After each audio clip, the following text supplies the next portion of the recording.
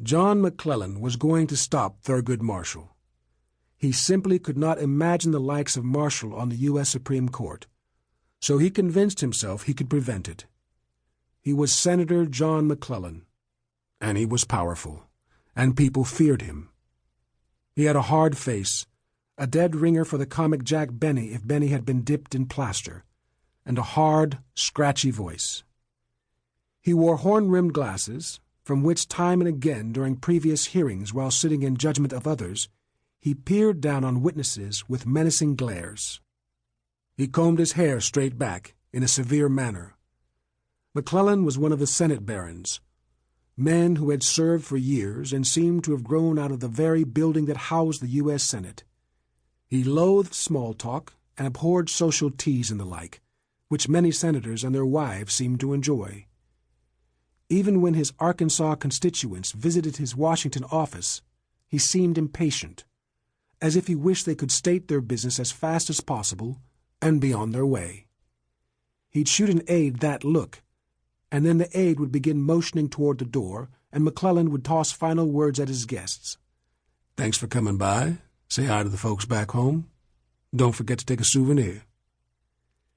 He had been sent to Washington by Arkansas voters, first as a congressman in 1934, and then in 1942 as a U.S. Senator. And now he found himself with a coveted seat on the powerful Senate Judiciary Committee. He told his aides to start digging. He wanted as much information on Thurgood Marshall as he could get, and he wanted it as fast as he could get it. John McClellan looked upon himself as a force for good, standing between Thurgood Marshall and the Supreme Court of the United States of America. In Washington, McClellan prided himself on his activities, his constant motion.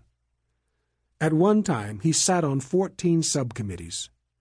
In 1954, he found himself on a committee with the Wisconsin Senator Joseph McCarthy, who was galloping around the nation's capital on a one-man witch hunt for communists. McCarthy had charged the State Department with having dozens of communists in its employ. At a time when Americans were fearful of communism, McCarthy's charges landed him on the front pages. Many were riled up. All of this intrigued McClellan, as ready as anyone to corral a communist. But McCarthy, who was a shambling and reckless figure, soon made McClellan nervous. It was McCarthy's lack of discipline and some of his aides who were so utterly unprofessional.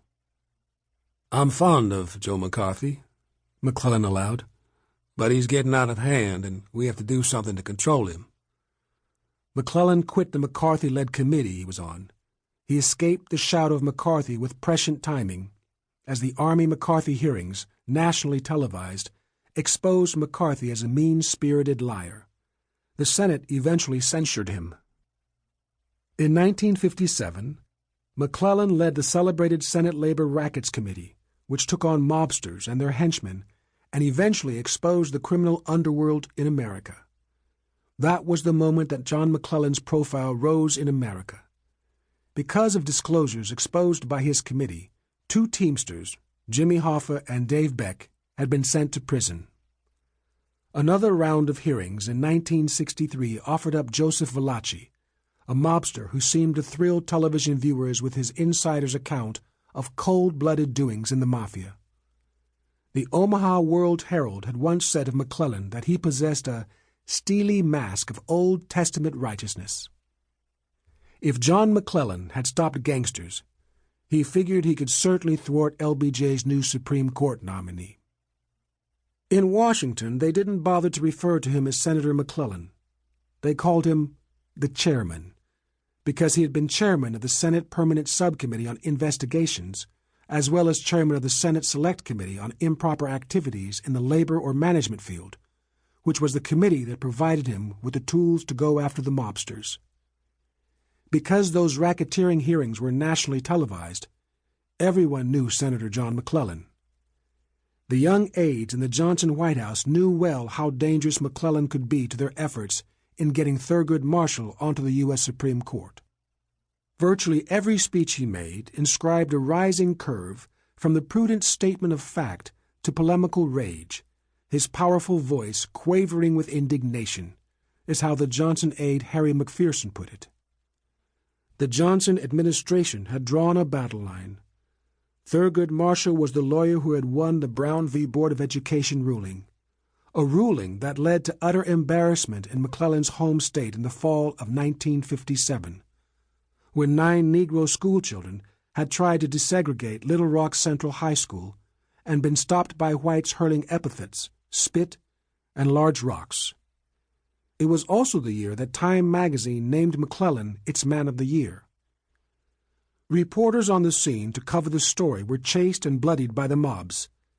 This had forced President Dwight Eisenhower to go into military mode and dispatch troops to protect the children. The troops had to remain at the school, watching over the Negro children for an entire year. Little Rock was thus seared into the nation's psyche as mean and bigoted.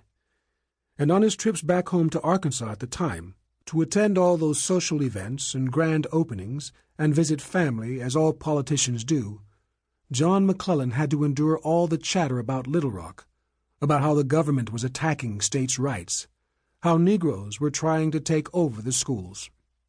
And all he could do was assure his constituents that he was doing everything he could to protect their way of life, the Southern way of life. It made McClellan angry, though, how he had to take up all of his time defending himself and how hard he was working in Washington to keep Arkansas as it always had been. Thurgood Marshall, if he made it to the Supreme Court, was not going to keep Arkansas as it had always been.